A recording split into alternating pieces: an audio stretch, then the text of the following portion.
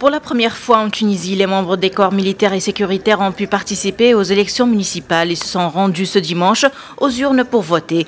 C'est après une soixantaine d'années de l'indépendance qu'environ 36 050 membres des deux institutions vont pouvoir enfin choisir leurs représentants aux conseils municipaux.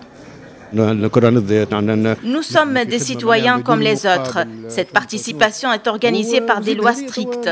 Il n'y a pas de raison que les gens aient peur de ce droit. Nous sommes engagés finalement à faire réussir ce scrutin. Le scrutin s'est déroulé au moment où la campagne se poursuit pour le large public jusqu'au 4 mai prochain. Plusieurs mesures de sécurité ont été prises par l'ISI. Le vote des sécuritaires et des militaires a été placé sous le signe des 3 noms.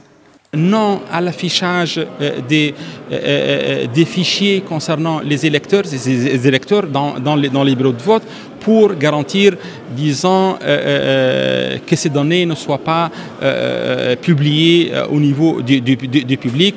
Non aussi à l'intérieur du bureau de vote à l'utilisation de l'encre électorale. Et enfin, une exception donc, à la règle, non au dépouillement et à la connaissance des résultats. Donc on va suspendre cette journée pour connaître et savoir les résultats concernant cette journée le 6 mai 2018.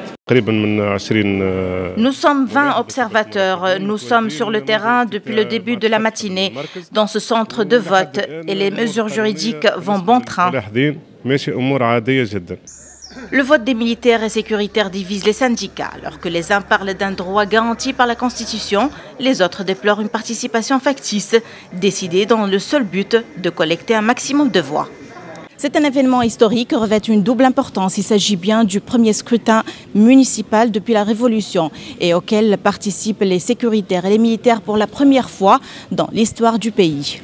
Najwa Bécha, Médien TV, Tunis.